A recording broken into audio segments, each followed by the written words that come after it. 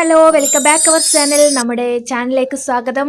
വീഡിയോയിലോട്ട് പോകുന്നതിന് മുമ്പ് സബ്സ്ക്രൈബ് ചെയ്യാത്തവരെ ഒന്ന് ചാനൽ സബ്സ്ക്രൈബ് ചെയ്ത് ലൈക്കും ഷെയറും കമൻറ്റും ചെയ്യൂ. ഒന്നാമത്തെ ചോദ്യം, ഡ്രൈവ് ചെയ്യുമ്പോൾ നിങ്ങളുടെ വാഹനത്തിൻ്റെ ഇൻസ്ട്രുമെൻറ്റ് പാനലിൽ ഒരു മുന്നറിയിപ്പ് ലൈറ്റ് തെളിയുന്നുവെങ്കിൽ നിങ്ങൾ എന്ത് ചെയ്യണം? ഓപ്ഷൻസ്: എഞ്ചിനിൽ നിന്നുള്ള ശബ്ദം ശരിയാണെങ്കിൽ തുടരുക. ഇതൊരു താൽക്കാലിക വൈദ്യുത തകരാർ മാത്രമാണെന്ന് കരുതുന്നു. സമയമുള്ളപ്പോൾ പ്രശ്നം കൈകാര്യം ചെയ്യുക. പ്രശ്നം വേഗത്തിലും സുരക്ഷിതമായും പരിശോധിക്കുക. അപ്പോൾ ഇതിൻ്റെ ആൻസർ വരുന്നത് ഓപ്ഷൻ ഡി ആണ്.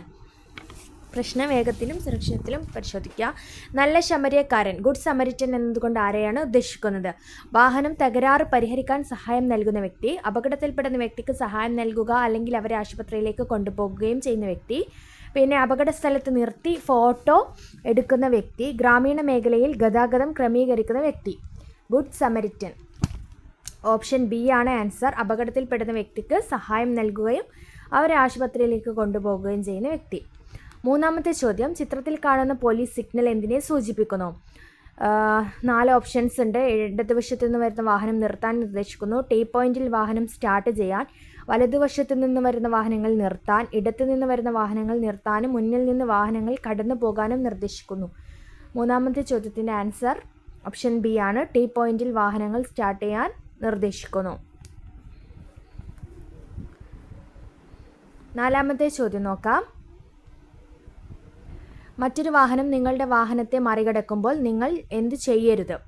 ഓപ്ഷൻസ്: ഇൻഡിക്കേറ്റർ ഇടണം, നിങ്ങളുടെ വാഹനത്തിൻ്റെ വേഗത കുറയ്ക്കണം, ഹെഡ്ലൈറ്റ് ഉപയോഗിക്കണം, നിങ്ങളുടെ വേഗത വർദ്ധിപ്പിക്കണം. നിങ്ങളുടെ വാഹനത്തെ മറികടക്കുമ്പോൾ നിങ്ങളുടെ ഇതിൻ്റെ ഉത്തരം വരുന്നത് ഓപ്ഷൻ ബി ആണ്. നിങ്ങളുടെ വാഹനത്തിൻ്റെ വേഗത കുറക്കണം എന്നാണ്. അതിലെന്തോ ചെറിയ മിസ്റ്റേക്ക് ആപ്പിലുണ്ടെന്ന് തോന്നുന്നു. അപ്പോൾ ഓപ്ഷൻ ബി ആണ് ഉത്തരമായിട്ട് വരുന്നത്. അതിൽ അഞ്ചാമത്തെ ചോദ്യം, വാഹനം ഓടിക്കുമ്പോൾ നിങ്ങൾക്ക് ക്ഷീണമോ ശ്രദ്ധ കേന്ദ്രീകരിക്കാൻ കഴിയാതെയോ അനുഭവപ്പെട്ടാൽ തുടങ്ങിയാൽ നിങ്ങൾ എന്തു ചെയ്യണം? ഓപ്ഷൻസ്: വാഹനം സുരക്ഷിതമായി നിർത്തി ഉടൻ തന്നെ വിശ്രമിക്കുക, ശ്രദ്ധ കേന്ദ്രീകരിക്കാൻ നിങ്ങളെ സഹായിക്കുന്ന സ്റ്റീരിയോ ഓണാക്കുക, നിങ്ങളുടെ ലക്ഷ്യസ്ഥാന വേഗത്തിലെത്താൻ വേഗം കൂട്ടുക, ഫോൺ ചെയ്തുകൊണ്ട് ശ്രദ്ധ കേന്ദ്രീകരിക്കാൻ ശ്രമിക്കുക. ഇതിൻ്റെ ആൻസർ വരുന്നത് ഓപ്ഷൻ എ ആണ്. വാഹനം സുരക്ഷിതമായി നിർത്തി ഉടൻ തന്നെ വിശ്രമിക്കൽ. ആറാമത്തെ ചോദ്യം, ലോറികളിൽ ചരക്കുകൾ കയറ്റുമ്പോൾ ഓപ്ഷൻസ്: 30 സെൻറ്റിമീറ്റർ വരെ ഇരുവശത്തേക്കും ചരക്ക് തള്ളി നിൽക്കാം, ബി ഇരുവശത്തേക്കും ചരക്കുകൾ തള്ളി നിൽക്കാൻ പാടില്ല, സി 50 സെൻറ്റിമീറ്റർ വരെ ഇരുവശത്തേക്കും ചരക്കുകൾ തള്ളി നിൽക്കാം, ഡി 100 സെൻറ്റിമീറ്റർ വരെ ഇരുവശത്തേക്കും ചരക്കുകൾ തള്ളി നിൽക്കാം. ഇതിൻ്റെ ഉത്തരം വരുന്നത് ഓപ്ഷൻ ബി ആണ്. ഇരുവശത്തേക്കും ചരക്കുകൾ തള്ളി നിൽക്കാൻ പാടില്ല. ലോറികളിൽ ചരക്കുകൾ കയറ്റുമ്പോൾ ശ്രദ്ധിക്കേണ്ട കാര്യം. ഇനി നമുക്ക് ഏഴാമത്തെ ചോദ്യം എന്താണെന്ന് നോക്കാം. ഏഴാമത്തെ ചോദ്യം, റോഡിലെ മധ്യഭാഗത്ത് തുടർച്ചയായുള്ള ഇരട്ട വെള്ളവര കൊണ്ട് അർത്ഥമാക്കുന്നത് എന്ത്? ഓപ്ഷൻസ്: ഒരു സാഹചര്യത്തിലും നിങ്ങൾക്ക് വരകൾ മുറിച്ച് കടക്കാൻ അനുവാദമില്ല. 2 വരികൾക്കിടയിലുള്ള മീഡിയനായി പരിഗണിക്കാം. ഈ വരകൾ ഇരട്ട വിഭജന ലൈനുകളാണ്. മുകളിൽ പറഞ്ഞവയെല്ലാം ശരിയാണ്. അതായത് റോഡിലെ മധ്യഭാഗത്ത് തുടർച്ചയായ ഇരട്ട വെള്ളവര കൊണ്ട് അർത്ഥമാക്കുന്നത് ഓപ്ഷൻ ഡി ആണ്. മുകളിൽ പറഞ്ഞവയെല്ലാം ഈ 3 കാര്യങ്ങളും സൂചിപ്പിക്കുന്നുണ്ട്. എട്ടാമത്തെ ചോദ്യം, ഡ്രൈവറുടെ അരികിൽ ഇരിക്കുകയോ നിൽക്കുകയോ ചെയ്യുന്ന വ്യക്തികൾ വാഹനം നിയന്ത്രിക്കാൻ അസൗകര്യം ഉണ്ടാക്കുന്നു എങ്കിൽ ഓപ്ഷൻസ്: RTOയുടെ അനുമതിയോടെ അനുവദിക്കാം, ബി അനുവദനീയമല്ല, സി അടിയന്തര സാഹചര്യങ്ങളിൽ അനുവദനീയമാണ്, ഡി ഒരു കുറ്റമല്ല. ഇതിൻ്റെ ഉത്തരം അനുവദനീയമല്ല, ഓപ്ഷൻ ബി ആണ്. കാരണം അവിടെ നിന്ന് കഴിഞ്ഞാൽ ഡ്രൈവർക്ക് ശരിക്കും വണ്ടി ഓടിക്കാൻ പ്രയാസമായിട്ട് വരും. അത് യാത്രക്കാരെയും ബാധിക്കും. അപ്പോൾ 9ാമത്തെ ചോദ്യം എന്താണെന്ന് നോക്കാം. 9ാമത്തെ ചോദ്യം, ചിത്രത്തിൽ കാണുന്ന ട്രാഫിക് ചിഹ്നം എന്തിനെ സൂചിപ്പിക്കുന്നു? ഓപ്ഷൻസ്: വഴുക്കലുള്ള റോഡ്, ചരൽ റോഡ്, കെട്ടിവലിക്കുന്ന വാഹനം, ചെരിവുള്ള റോഡ്. ഇതിൻ്റെ ഉത്തരം എന്തായിരിക്കും? ഒരു സ്ലിപ്പറി കാറല്ലേ അവിടെ കാണുന്നത്, സ്ലിപ്പറി റോഡ്. അപ്പോൾ ഇതിൻ്റെ ആൻസർ ഓപ്ഷൻ എ ആണ്. വഴുക്കലുള്ള റോഡ് അതിനെ സൂചിപ്പിക്കുന്ന ട്രാഫിക് ചിഹ്നമാണിത്. 10ാമത്തെ ചോദ്യം നോക്കാം. ഒരു മോട്ടോർ വാഹനത്തിൽ മൾട്ടി ടോൺ ഹോണുകൾ ഘടിപ്പിക്കുന്നത് അടിയന്തര ആവശ്യങ്ങൾക്ക് മാത്രം അനുവദിച്ചിരിക്കുന്നു. അന്തർ സംസ്ഥാന ബസ്സുകൾക്ക് അനുവദിച്ചിരിക്കുന്നു. എല്ലാ വാഹനങ്ങൾക്കും അനുവദനീയമാണ്. ശബ്ദ മലിനീകരണത്തിന് കാരണമാകുന്നതിനാൽ നിയമപ്രകാരം കുറ്റമാണ്. 10ാമത്തേത് ഓപ്ഷൻ ഡി ആണ്. ശബ്ദ മലിനീകരണത്തിന് കാരണമാകുന്നതിനാൽ നിയമപ്രകാരം മൾട്ടി ഹോണുകൾ കുറ്റകരമാണ് ഒരു മോട്ടോർ വാഹനത്തിൽ. ഓപ്ഷൻ ഡി ആണ് ആൻസർ. ഇനി നമുക്ക് 11 നോക്കാം. നിങ്ങളുടെ വാഹനം പാർക്ക് ചെയ്തിരിക്കുന്ന വാഹനത്തിൽ ഇടിച്ചിരിക്കുന്നു. ആ സമയത്ത് ആ വാഹനത്തിൻ്റെ ഉടമയെ കണ്ടെത്താൻ നിങ്ങൾക്ക് കഴിഞ്ഞില്ല. നിങ്ങൾ എന്ത് ചെയ്യും? അപകട സ്ഥലത്ത് നിന്ന് വാഹനം ഓടിച്ച് കേടുപാടുകൾ എത്രയും വേഗം ഇല്ലാതാക്കും. എത്രയും വേഗം ഇൻഷുറൻസ് അധികൃതരെ അറിയിക്കും. അപകടം നടന്ന സ്ഥലത്തിൻ്റെ അധികാര പരിധിയിലുള്ള പോലീസ് സ്റ്റേഷനിൽ 24 മണിക്കൂറിനുള്ളിൽ അറിയിക്കുക. നാട്ടുകാരെ അറിയിക്കുക. അപ്പോൾ ഇതിൻ്റെ ആൻസർ വരുന്നത് ഓപ്ഷൻ സി ആണ്. അപകടം നടന്ന സ്ഥലത്തിൻ്റെ പോലീസ് സ്റ്റേഷനിൽ അറിയിക്കുക. 12ാമത്തെ ചോദ്യം. കേന്ദ്ര മോട്ടോർ വാഹന നിയമങ്ങൾ അനുസരിച്ച് ഡ്രൈവിംഗ് ടെസ്റ്റിനുള്ള സിലബസ് പറഞ്ഞിരിക്കുന്നത് ഏത് ചട്ടത്തിലാണ്? ഓപ്ഷൻസ്: ചട്ടം 11, ചട്ടം 21, ചട്ടം 31, ചട്ടം 41, 12.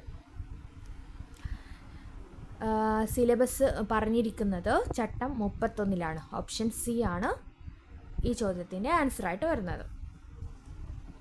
ഇനി നമുക്ക് 13ാമത്തെ ചോദ്യം എന്താണെന്ന് നോക്കാം. വാഹനം ഓടിക്കുമ്പോൾ താഴെ പറയുന്നവയിൽ ഏതെല്ലാം രേഖകൾ കൊണ്ടുപോകേണ്ടതില്ല? Driving licence, registration certificate, invoice, insurance certificate. വാഹനം ഓടിക്കുമ്പോൾ താഴെ പറയുന്നവയിൽ ഏതെല്ലാം രേഖകൾ കൊണ്ടുപോകേണ്ടതില്ല, ആവശ്യമായിട്ടില്ല? അപ്പോൾ ഓപ്ഷൻ സി ഇൻവോയ്സ് ആണ് ആവശ്യമില്ലാത്തത്. രജിസ്ട്രേഷൻ സർട്ടിഫിക്കറ്റും ഡ്രൈവിംഗ് ലൈസൻസും ഇൻഷുറൻസ് സർട്ടിഫിക്കറ്റും നിങ്ങളുടെ കയ്യിൽ എപ്പോഴും കരുതേണ്ടതാണ്. ഇനി നമുക്ക് 14ാമത്തെ ചോദ്യം എന്താണെന്ന് നോക്കാം.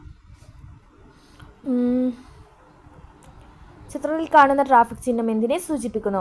വഴി കൊടുക്കുക, ആശുപത്രി അടുത്തുണ്ട്, മുന്നിൽ ട്രാഫിക് ഐലൻഡ് ഉണ്ട്, ഒരു ദിശയിൽ മാത്രം ഗതാഗതം അനുവദിച്ചിരിക്കുന്നു.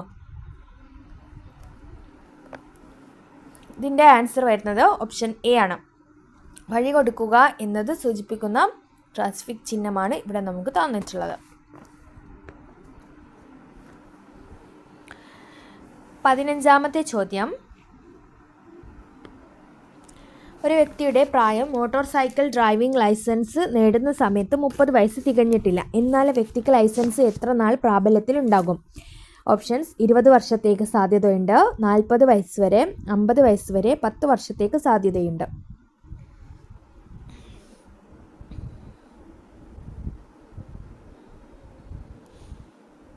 അപ്പോൾ ഇതിൻ്റെ ആൻസർ വരുന്നത് ഓപ്ഷൻ ബി 40 വയസ്സ് വരെ.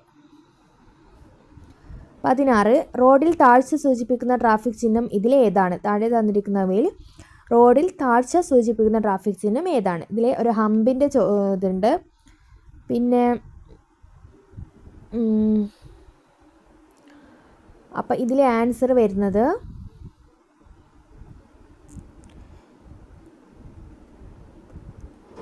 ഓപ്ഷൻ ബി ആണ്, റോഡിൽ താഴ്ച സൂചിപ്പിക്കുന്നത്. 17. എന്താണ് ബ്ലൈൻഡ് സ്പോട്ട്? റിയർ വ്യൂ മിററിൽ കാണാത്ത പ്രദേശം, ഹെഡ്ലൈറ്റുകളിൽ കാണപ്പെടാത്ത ഒരു പ്രദേശം, വാഹനത്തിന് റിയർ വ്യൂ മിറർ കൊണ്ട് കാണപ്പെടാത്ത ഒരു പ്രദേശം, അപകട നിരക്ക് കൂടുതലുള്ള ഒരു പ്രദേശം. വാഹനത്തിനുള്ളിലെയും പുറത്തെയും റിയർ വ്യൂ മിററിനെ പറ്റി പറയുന്നുണ്ട്. അപ്പോൾ ഇതിൽ റിയർ വ്യൂ മിററുകളിൽ കാണാത്ത പ്രദേശത്തെയാണ് ബ്ലൈൻഡ് സ്പോട്ട് എന്ന് പറയുന്നത്.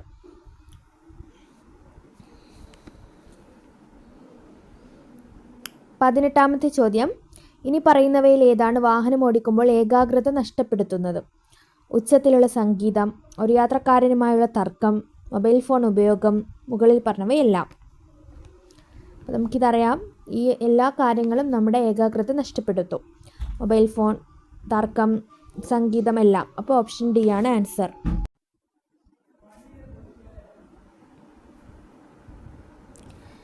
ഇനി നമുക്ക് അടുത്ത ചോദ്യം എന്താണെന്ന് നോക്കാം. 19ാമത്തെ ചോദ്യം.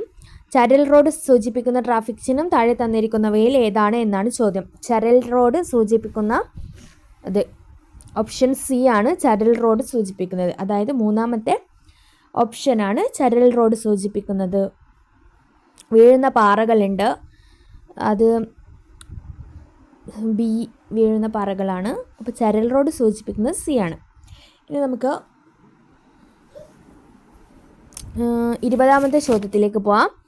രജിസ്ട്രേഷൻ ഇല്ലാതെ ഒരു പൊതുസ്ഥലത്ത് വാഹനം ഓടിക്കുകയോ അല്ലെങ്കിൽ വാഹനം ഉപയോഗിക്കുന്നതിന് കാരണമാക്കുകയോ അല്ലെങ്കിൽ അനുവദിക്കുകയോ ചെയ്താൽ ആദ്യത്തെ കുറ്റത്തിന് ലഭിക്കുന്ന പരമാവധി പിഴ എത്രയാണ്? 2000 രൂപ, 5000 രൂപ, 10000 രൂപ, 3000 രൂപ. പിഴ ഓപ്ഷൻ ബി ആണ് ആൻസർ. 5000 രൂപയാണ് പിഴ. 5000 രൂപ പിഴ ചുമത്തുന്ന കുറ്റമാണ്. 21ാമത്തെ ചോദ്യം ഇതാണ്. ഒരു വാഹനത്തിൻ്റെ ടേണിംഗ് റേഡിയസ് എന്നാൽ എന്ത്? വാഹനത്തിന് ഒരു സർക്കിൾ തിരിക്കുന്നതിന് വേണ്ടി സ്റ്റിയറിംഗ് വീലിൻ്റെ തിരിവുകളുടെ എണ്ണം. ഒരു കോർണർ തിരിയുന്നതിന് വേണ്ടി വാഹനം തിരിയുന്നത്. ഒരു വാഹനം വട്ടം തിരിയാൻ ആവശ്യമായ സ്ഥലത്തിൻ്റെ കുറഞ്ഞ ദൂരം. ഇടത്തുനിന്ന് വലത്തോട്ട് സ്റ്റിയറിംഗ് വീലിൻ്റെ തിരിവുകളുടെ എണ്ണം. ഒരു വാഹനത്തിൻ്റെ ടേണിംഗ് റേഡിയസ് എന്നാൽ എന്ത്? ടേണിംഗ് റേഡിയസ് എന്നാൽ സി ആണ് ആൻസർ. ഒരു വാഹനം വട്ടം തിരിയാൻ ആവശ്യമായ സ്ഥലത്തിൻ്റെ കുറഞ്ഞ ദൂരം. 22ാമത്തെ ചോദ്യം. സീബ്ര ലൈനുകൾ കൊണ്ട് അർത്ഥമാക്കുന്നത്. ഓപ്ഷൻസ്: വാഹനം നിർത്തുന്ന സ്ഥലം, കാൽനടയാത്രക്കാർക്ക് റോഡ് മുറിച്ച് കടക്കാൻ ഉപയോഗിക്കുന്ന സ്ഥലം, വാഹനത്തിന് മുൻഗണനയുള്ള സ്ഥലം. മുകളിൽ പറഞ്ഞവയെല്ലാം ശരിയാണ്. സീബ്ര ലൈൻ എല്ലാവർക്കും അറിയാം. ഓപ്ഷൻ ബി ആണ് കാൽനടയാത്രക്കാർക്ക് റോഡ് മുറിച്ച് കടക്കാൻ ഉപയോഗിക്കുന്ന സ്ഥലം. നമ്മൾ ഒരുപാട് റോഡ് സിഗ്നൽസൊക്കെ നമ്മൾ യാത്ര ചെയ്യുമ്പോൾ തന്നെ കാണുന്നുണ്ട്. അതൊക്കെയാണ് നമുക്ക് അധികവും ക്വസ്റ്റ്യൻസിൽ വരിക, ലേണേഴ്സ് ടെസ്റ്റിന് ഉണ്ടാകുന്നത്. അപ്പോൾ അതൊക്കെ ശ്രദ്ധിക്കുക. 23ാമത്തെ ചോദ്യം. പിന്നിലേക്ക് 1 മീറ്റർ 100 സെൻറ്റിമീറ്റർ വരെ ലോഡ് പ്രൊജക്ഷൻ അനുവദനീയമായ വാഹനം ഏതാണ്? ട്രാക്ടർ, സ്റ്റേഷൻ വാഗൺ, ചരക്ക് വണ്ടികൾ. ഡി, ഒരു വണ്ടിയിലും അനുവദനീയമല്ല. 23. അപ്പോൾ 100 സെൻറ്റിമീറ്റർ വരെ ലോഡ് പ്രൊജക്ഷൻ ഒരു വണ്ടിയിൽ അനുവദനീയമല്ല. അപ്പോൾ ഓപ്ഷൻ ഡി ആണ് ആൻസർ.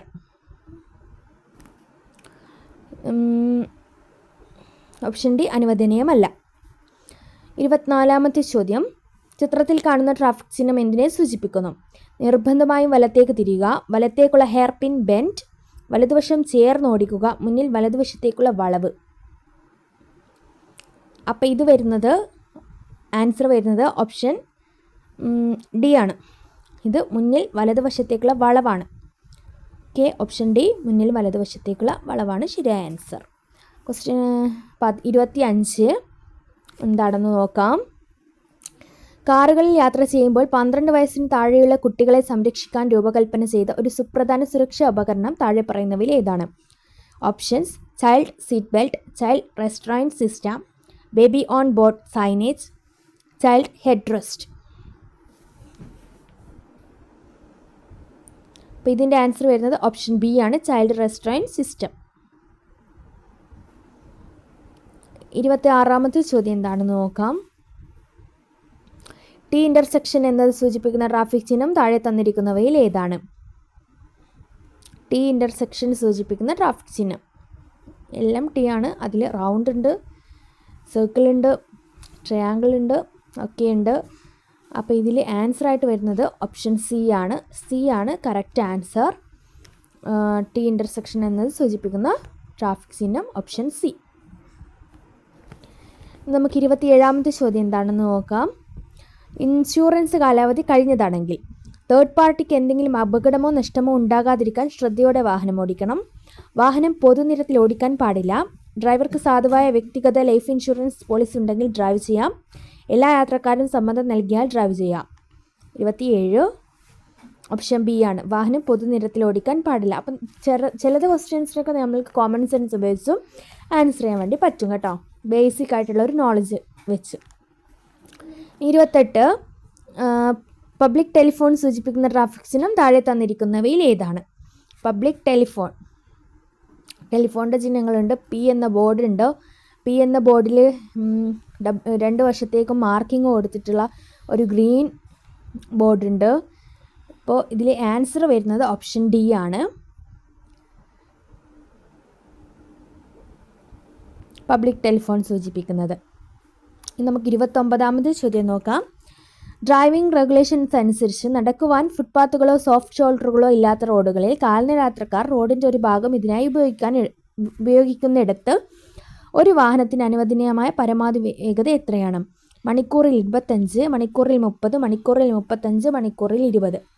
അപ്പോൾ മണിക്കൂറിൽ 25 കിലോമീറ്ററാണ്, കാരണം അവിടെ യാത്രക്കാർക്ക് അനുവദിച്ചിട്ടുണ്ട്, അതുകൊണ്ട്. ഇനി നമുക്ക് ഈ ഒരു ലെവലിലെ ലാസ്റ്റ് ക്വസ്റ്റ്യൻ നോക്കാം. 30ാമത്തെ ചോദ്യം. ഇപ്പോൾ ഇവിടെ ഒരു ക്യാപ്ച ഉണ്ട്, ആ ക്യാപ്ച എൻ്റർ ചെയ്ത് കൊടുക്കാം. നിർബന്ധമായും ഹോൺ മുഴക്കുക എന്നത് സൂചിപ്പിക്കുന്ന ട്രാഫിക് ചിഹ്നം താഴെ തന്നിരിക്കുന്നവയിൽ ഏതാണ്? നിർബന്ധമായും ഇതിൻ്റെ ആൻസർ വരുന്നത് ഓപ്ഷൻ സി ആണ്. അപ്പോൾ ഈ ലെവലിലെ എല്ലാ ക്വസ്റ്റ്യൻസും നമ്മൾ നോക്കിക്കഴിഞ്ഞു. നിങ്ങൾക്ക് ഈ വീഡിയോ ഇഷ്ടമായിട്ടുണ്ടെങ്കിൽ പ്ലീസ് ഒന്ന് ലൈക്ക് ചെയ്യുക. നിങ്ങളുടെ വിലയേറിയ അഭിപ്രായങ്ങൾ ഒന്ന് കമൻറ്റ് ചെയ്യുക. പിന്നെ സബ്സ്ക്രൈബ് ചെയ്യാത്ത കൂട്ടുകാരുണ്ടെങ്കിൽ ഒന്ന് സബ്സ്ക്രൈബും കൂടി ചെയ്യുക. Thanks for watching.